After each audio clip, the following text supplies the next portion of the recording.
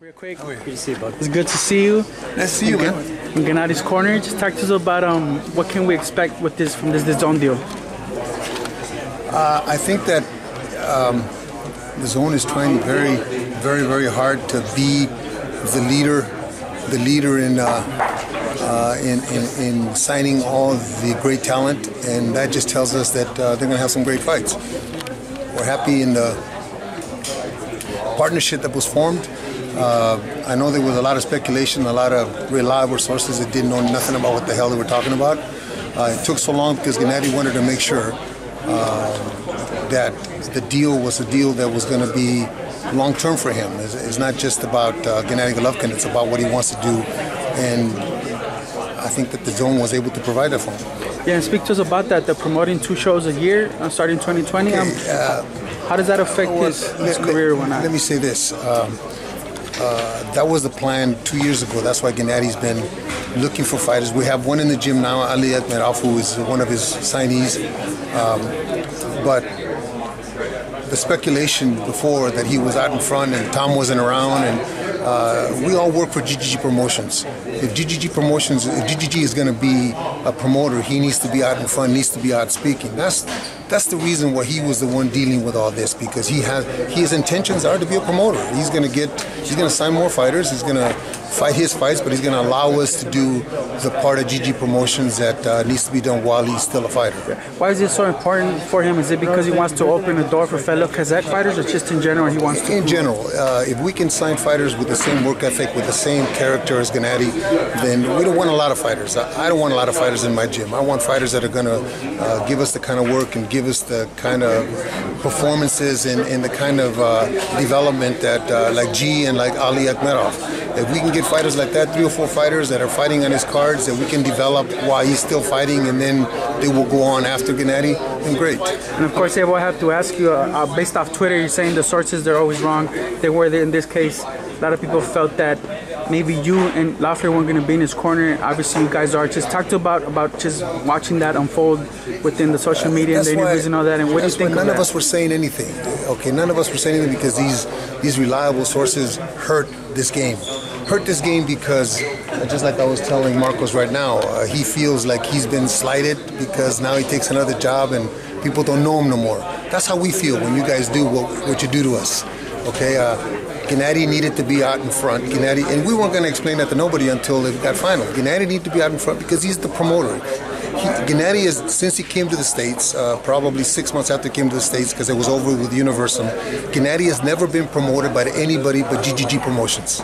We've had partners. He's had partners, which was K2 and now the Zone. But we all work for GGG Promotions, so it's impossible for us to come out and say and explain it to you guys until this moment now that he signed with the Zone.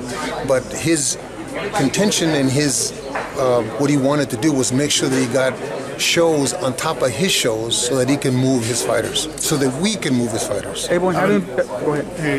Sé que ya lo has hablado en inglés, pero nos gustaría escucharlo también en español.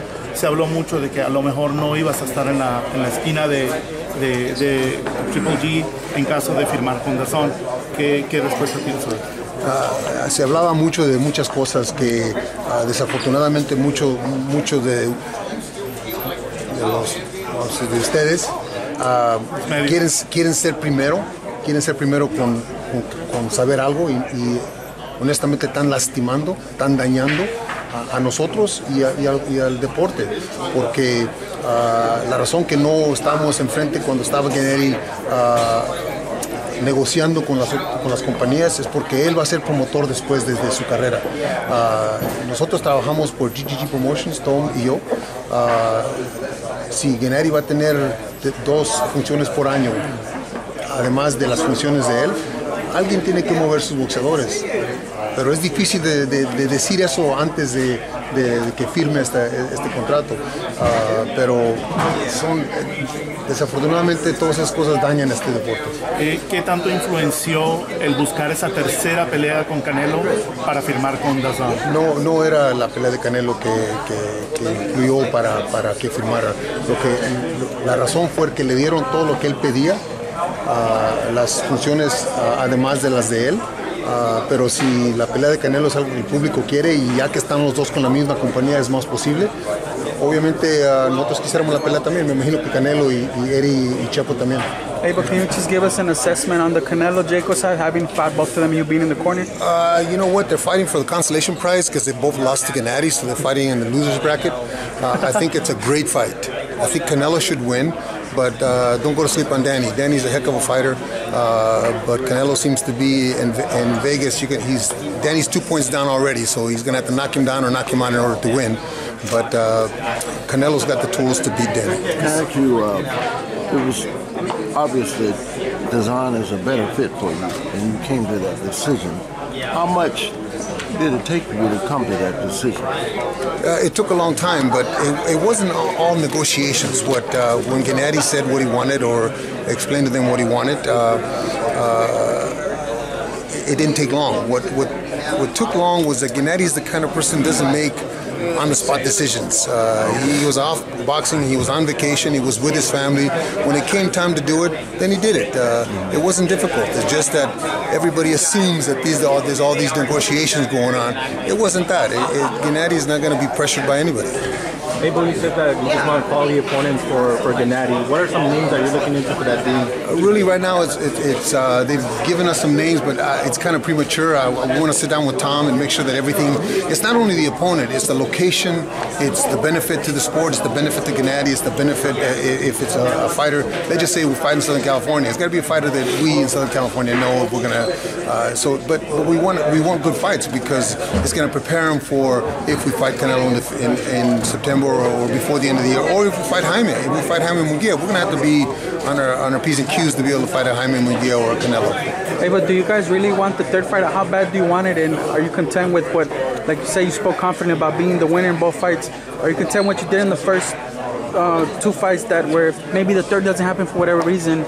I think that the fans and I think that the media and boxing in general wants to see that fight because I think that they're considered the top two middleweights in the world. So if he's successful against Danny and we're successful in June, it depends on the outcry. It depends on how bad they want it. But there's other fights. It's not about the belts, like Gennady said. It's more about putting on the good fights. March 16th, big fight, Errol Spence Jr. versus Mikey Garcia. Can you talk about that matchup? You know, Mikey Garcia is a hell of a fighter. But I think Mikey is a featherweight, super featherweight. In talking to his father and I had a long discussion probably about 3 or 4 months ago, and his father said that he was very confident.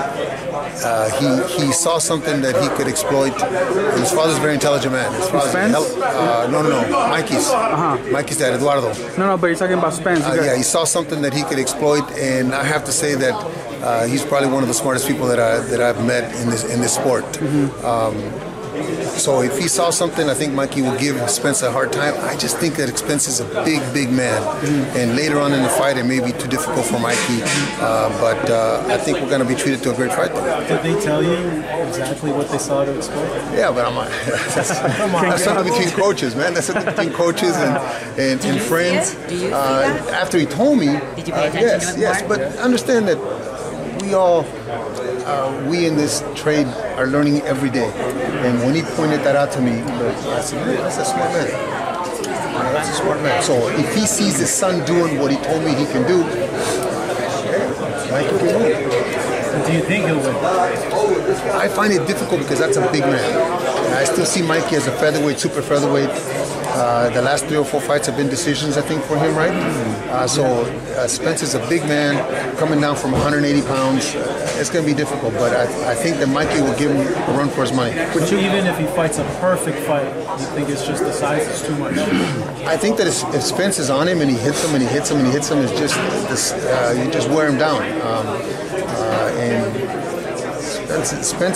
When Spence came out of the Olympics in that year, I thought that Spence and Marcus Brown were going to be the best pros. And Marcus Brown has won a world title, and Spence is doing exceptionally well. And he's a big man. So it's going to be difficult for Mikey to win. I would love to see him win, but it's going to be difficult for Mikey. Would you think it's something where Mikey can bounce back from? Absolutely. Look. Pacquiao got knocked out with a heck of a shot and got put to sleep by Marquez. Yeah, but I think it's safe to say like Pacquiao is not a normal guy. Why? Mike He's a once in like 100. Mike is once in. Mike is a heck of a fighter. Mike is a heck of a fighter. Listen, is he undefeated? Yes. Okay, has he dominated everybody that he's fought? Yes. Yes. Okay, this particular time though, he's going up against. He's biting a lot, biting off a lot. Okay, and if he can do it, I think it's be comparable to when Duran fought Hagler and lost a couple point decision. That's to me, that's what that's comparable to, because Duran came from lightweight up to middleweight. If Mikey can hang in there for 12 rounds and make it a competitive fight, Mikey's stock goes way up high because drop down 140, there's nobody at 140 that'll fight him. And even at 47, I think Spence is the best 47 pounder, so what other 47 pounder can handle Mikey? Loma, 35. Huh? Or go down to Loma. Now, there I think that Loma would be too quick. And I've said this before. I think that at that weight, for Spence to be slower than Loma would be at 35. Spence would be slower. But I'm looking forward to it, man. I think that it's a great fight. Just mentioned that he felt he had nothing to gain. It's a lose-lose kind of situation for him. Do you suppose? I don't think so. I don't think so. I think that. He's got a credit for by No, I think that Mikey Garcia represents. Like I said, a Duran right now, I mean, a smaller guy like Duran was, but I think Mikey Garcia has proven that he's a hell of a fighter. And I have to go with what his dad said, man. His dad saw something, and I have to. Let me just say this: if I was betting before, after I talked to his dad, I wouldn't bet. As a fellow trainer, do you see something that after he explained it to me, understand that we all see things from different perspectives. And when his father and I were talking, and he told me, absolutely right. So, who knows? Let me ask you this, Abel, and you might have been asked it already, but Canelo moving up, fighting Fielding, and then this Jacobs fight. Give me your thoughts. I think that Canelo, after our fight, has to stay active. It's better for all of us if these fighters stay active. The worst thing that can happen is for these guys to be on a shelf. That he moved up to 168 and fought a Rocky, I'll give him that. He had 3 or 4 fights that were difficult fights before. He deserved that. The Jacobs fight is a tough fight, but I think the fans are calling for tough fights for these guys. They gave him a bye on the Fielding fight, but they're calling for tough fights, and he's going to have a tough fight. What happens? Canelo wins. Yeah? Difficult fight, but Canelo wins. How difficult? Why difficult? Difficult because Danny's a big man. Danny's an exceptional fighter. Danny's in a no-lose situation to me, and because he's got the best middleweight in the world, and he's the champion in the world, so he's gonna give it all he's got, and whatever happens, happens.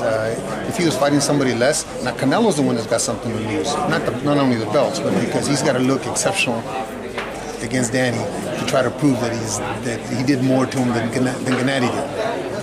Hey, Brian, do you feel any type of way about the way the first 2 fights with Canelo played out, and then him now being the highest paid athlete? Do you guys feel that you lost out in that at all, like in terms financially? No. Like, understand, John didn't make didn't mention any numbers, but it's not about the numbers. It's about what is entailed in the numbers. Mm-hmm. Okay, what Gennady got, he's very satisfied with because of how it's structured. I don't know how the other deal is structured. I don't care. As long as Gennady's happy with how this deal was structured, he got everything he wanted. That's what's important. It's not about the total. It's about what's going to be in your pocket. Fury started the camp up there in the Summit Gym. You got to see him a bit. He sparred your guy. Seems like the numbers were right for him to cross over to ESPN. What do you make of that decision? And based off what you saw in the first fight, you told me you felt he won. Him now the rematch being in a little bit of limbo, like it's not certain it's gonna happen. It'll happen. It may not happen immediately, but it'll happen because those are the 2 best heavyweights in the world. Joshua's number 3. Those are the 2 best heavyweights, and they have to fight just to answer the questions. Man, I thought Fury won the first one. A lot of people thought Deontay won the first one. It's just like Gennady and Canelo. But Fury did spend 2 weeks up there with us in Big Bear, but Fury's the kind of guy that likes a camera in his face and a microphone, so it was difficult for him to stay up there with nobody there. So, but he's a heck of a fighter, man. A man 6'9", moving like I was so surprised to watch that man train. Really, really surprised.